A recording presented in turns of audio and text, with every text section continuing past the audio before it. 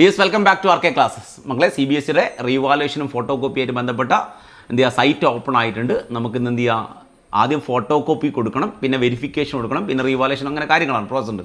അപ്പോൾ അതിലേക്ക് നമ്മൾ പോവുകയാണ്. അപ്പോൾ പേജ് ആദ്യമായിട്ട് നിങ്ങളെ ചാനൽ ആദ്യമായിട്ട് കാണുന്നവരാണെങ്കിൽ സബ്സ്ക്രൈബ് ചെയ്യുക. അതുപോലെ മാക്സിമം ഫ്രണ്ട്സിലേക്ക് ഇത് ഷെയർ ചെയ്യുക. ഈ വർഷം മാർക്ക് ഒരുപാട് കുട്ടികൾക്ക് മാർക്ക് കുറവുണ്ട്, എക്സ്പെക്ട് ചെയ്ത മാർക്ക് കിട്ടിയിട്ടില്ല. ഒരുപാട് പേർക്ക് റീവാലുവേഷൻ കൊടുക്കാനുണ്ട്. നിങ്ങളെ ഫ്രണ്ട്സിലേക്കൊക്കെ മാക്സിമം എന്ത് ചെയ്യുക, ഷെയർ ചെയ്ത് കൊടുക്കുക ഈ വീഡിയോ. ഓക്കെ, അപ്പോൾ നമ്മൾ സ്റ്റാർട്ട് ചെയ്യില്ല. എങ്ങനെയാണ് നമ്മൾ എന്ത് ചെയ്യുക, ഫോട്ടോ കോപ്പി എടുക്കാൻ കൊടുക്കുക, വെരിഫിക്കേഷൻ കൊടുക്കുക എന്നൊക്കെ ചെക്ക് ചെയ്യാൻ പോവുകയാണ്. അപ്പോൾ നമ്മൾ CBSE സൈറ്റ് ഓപ്പണായി. CBSE സൈറ്റ് ഓപ്പൺ ആക്കുക, ഗൂഗിളിൽ പോവുക, CBSE സൈറ്റ് ഓപ്പൺ ആക്കുക. CBSE ടൈപ്പ് ചെയ്ത് തന്നെ സൈറ്റ് കിട്ടും. ആ സൈറ്റ് ഓപ്പൺ ആയി കഴിഞ്ഞാൽ നിങ്ങൾ മെയിൻ വെബ്സൈറ്റ് കാണുന്നുണ്ടോ? Main website, CBSE site open ആയ മെയിൻ വെബ്സൈറ്റ് കാണാൻ. ആ മെയിൻ വെബ്സൈറ്റ് ക്ലിക്ക് ചെയ്യാം. ക്ലിക്ക് ചെയ്ത് കഴിഞ്ഞാൽ നിങ്ങൾ വേറൊരു പേജിലേക്ക് പോകുന്നത് ലേറ്റസ്റ്റ് അപ്ഡേറ്റ് എന്ന് കാണാം. അവിടെ ക്ലിക്ക് ഹിയർ എന്ന് പറഞ്ഞ് കാണാം, ഒരു ലിങ്ക് ചെയ്യുന്നത്, ക്ലിക്ക് ഹിയർ. അവിടെ ക്ലിക്ക് ചെയ്യാം. ക്ലിക്ക് ചെയ്ത് കഴിഞ്ഞാൽ നിങ്ങൾ അടുത്ത പേജിലേക്ക് പോയി ഓൺലൈൻ ആപ്ലിക്കേഷൻ എന്ന് കാണുന്നില്ല. ഇപ്പം ഓൺലൈൻ ആപ്ലിക്കേഷനിൽ ക്ലിക്ക് ചെയ്യാം. ക്ലിക്ക് ചെയ്ത് കഴിഞ്ഞാൽ ലെഫ്റ്റ് സൈഡിലായിട്ട് നിങ്ങൾ എവിടെയാണ്, ഏതിലാണ് പഠിക്കുന്നത് ചോദിക്കും. 10th 11th 12th ഒക്കെ കാണുന്ന നിങ്ങൾക്ക് നിങ്ങൾ 12th അപ്ലൈ ഫോർ 12th എന്ന് ക്ലിക്ക് ചെയ്യാം. Apply for 12th. ഇപ്പോൾ 12th ക്ലിക്ക് ചെയ്ത് കഴിഞ്ഞപ്പോൾ നിങ്ങൾ എന്ത് ചെയ്യുക, നിങ്ങൾ വേറൊരു പേജിലേക്ക് പോയി.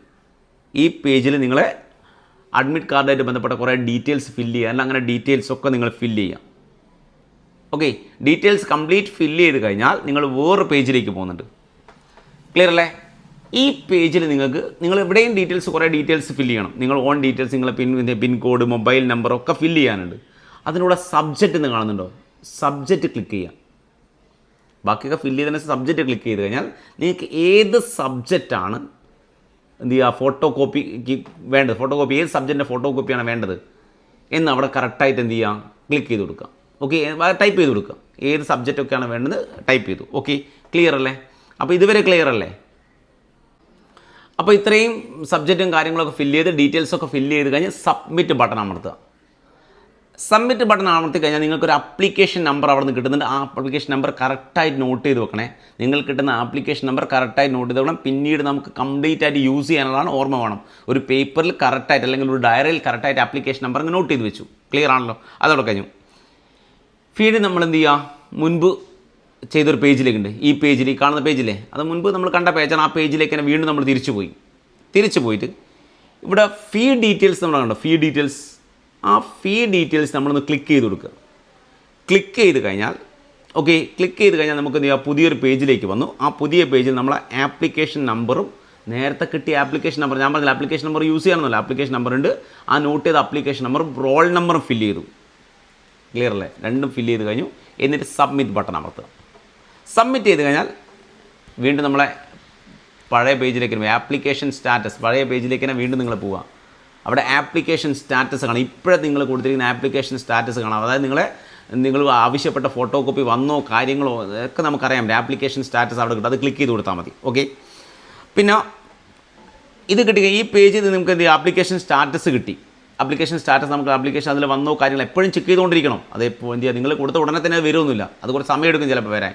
ഓക്കെ, അത് എന്ത് ചെയ്യുക, 2 3 തവണ ചെക്ക് ചെയ്തുകൊണ്ടിരിക്കുക. ഓരോ സമയം ഇൻ്റർവെൽ വിട്ട് നിങ്ങൾ ചെക്ക് ചെയ്തുകൊണ്ടിരിക്കുക. പേപ്പർ വന്നോ എന്നുള്ള അറിയില്ല, ചെക്ക് ചെയ്തുകൊണ്ടിരിക്കുക. ഫോട്ടോ കോപ്പി കിട്ടിക്കഴിഞ്ഞാൽ നിങ്ങൾ എന്ത് ചെയ്യുക, നിങ്ങളെ കാര്യങ്ങളൊക്കെ ചെക്ക് ചെയ്യുക. നിങ്ങൾ മാർക്കൊന്ന് ആഡ് ചെയ്ത് നോക്കുക. ആഡ് ചെയ്താൽ എന്തെങ്കിലും മിസ്റ്റേക്ക് ഉണ്ടോ നോക്കുക. ഏതെങ്കിലും എന്ത് ചെയ്യുക, ആൻസർ എന്ത് ചെയ്യുക, അവർ വാല്യൂ ചെയ്യാൻ വിട്ടിട്ടുണ്ടോ നോക്കുക. അങ്ങനെ എന്തെങ്കിലും കാര്യങ്ങൾ വന്നാൽ നിങ്ങൾ വെരിഫിക്കേഷനിലേക്ക് പോകണ്ടേ. വെരിഫിക്കേഷന് പോകണമെങ്കിൽ നിങ്ങൾ മെയിൻ പേജിലേക്ക് വീണ്ടും പോവുക. ക്ലിയർ അല്ലേ? നമ്മളെ മെയിൻ ഫീ ഡീറ്റെയിൽസൊക്കെ ഫില്ല് ചെയ്ത പേജിലേക്ക് പോയി അവിടെ വെരിഫിക്കേഷൻ കാണാം. വെരിഫിക്കേഷൻ. അപ്പോൾ എന്നിട്ട് നേരത്തെ നമ്മൾ ഫോട്ടോ കോപ്പി ആയിരുന്നു ക്ലിക്ക് ചെയ്ത്, ഇപ്പോൾ വെരിഫിക്കേഷൻ ക്ലിക്ക് ചെയ്ത് കൊടുക്കുക. വെരിഫിക്കേഷൻ ക്ലിക്ക് ചെയ്ത് കഴിഞ്ഞാൽ നമ്മൾ നേരത്തെ ചെയ്ത പ്രോസസ്സൊക്കെ ഇല്ലേ, ഫീസ് അടയ്ക്കണം കാര്യങ്ങളൊക്കെ ഉണ്ട്, അതേ പ്രോസസ്സ് വീണ്ടും ചെയ്ത് സബ്മിറ്റ് ചെയ്യാം. ക്ലിയർ അല്ലേ? അപ്പോൾ നിങ്ങൾക്ക് എന്ത് ചെയ്യും, വെരിഫിക്കേഷൻ നടത്തിയിട്ട് റിസൾട്ടും കാര്യങ്ങളും പിന്നീട് അവരെന്ത് ചെയ്യും, അപ്ഡേറ്റ് ചെയ്തോളും. ഓക്കെ, അപ്പോൾ ഞാൻ വീണ്ടും പറയണം, ആരെങ്കിലും എന്ത് ചെയ്യുക, ചാനൽ സബ്സ്ക്രൈബ് ചെയ്യാൻ മറന്നിട്ടുണ്ടെങ്കിൽ ഒന്ന് സബ്സ്ക്രൈബ് ചെയ്തോളൂ.